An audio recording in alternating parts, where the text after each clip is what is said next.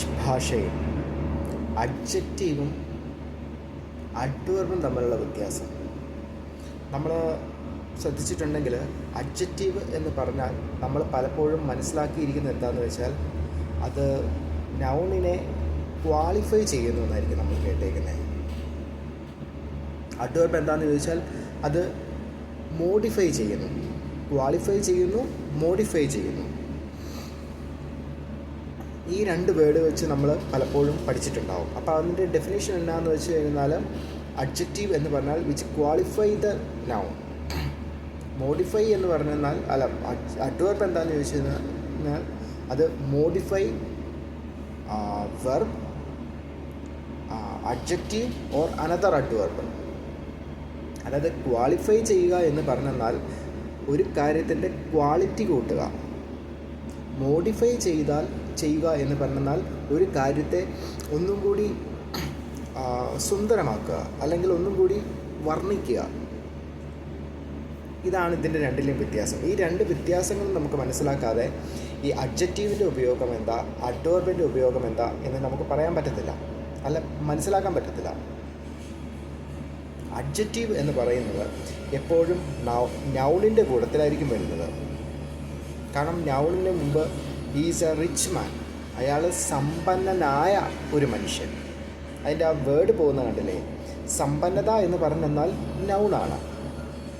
സമ്പന്നനായ എന്ന് പറഞ്ഞാൽ നമ്മൾ അതിൻ്റെ കൂട്ടത്തിൽ ആ സെൻറ്റൻസ് പൂർത്തിയാക്കുവാനായിട്ട് എന്തെങ്കിലും ആവശ്യമായിട്ട് വരും. സമ്പന്നമായ എന്ത്, കാണാൻ ഭംഗിയുള്ള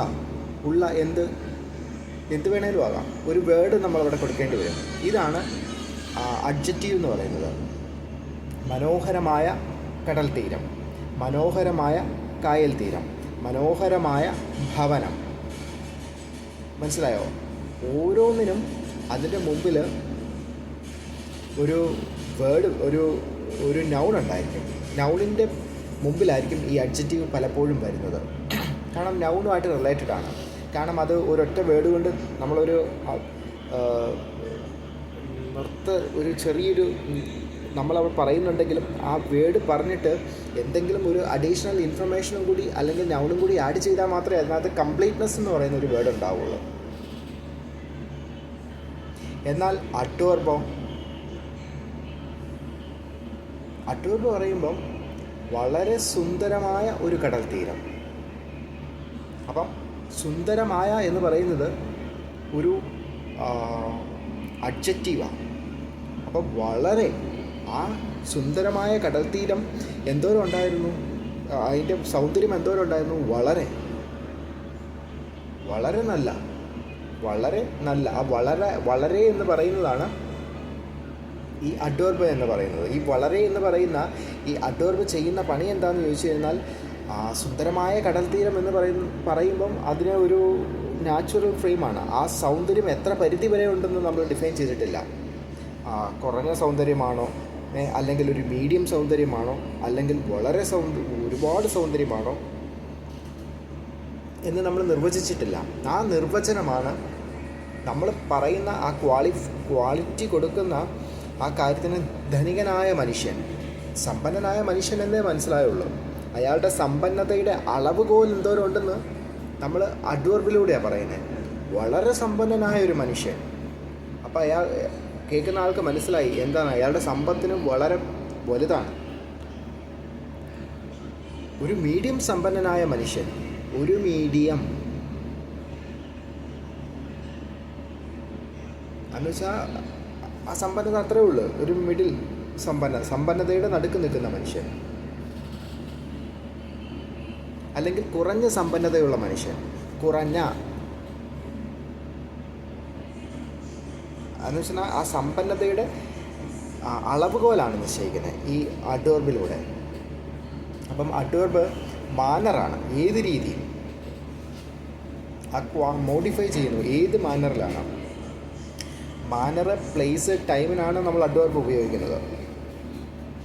ഈ മൂന്ന് കാര്യങ്ങളെ മോഡിഫൈ ചെയ്യാൻ. ഏത് മാനർ, ഏത് രീതിയിൽ, അതായത് ആ പറയുന്ന കാര്യം ഏത് രീതിയിൽ, എത്ര പരിധി വരെ എന്നുള്ള കാര്യമാണ് ഈ പറയുന്നത്. പിന്നെ adverb of place, adverb of time ഉണ്ട്. കാരണം എപ്പോൾ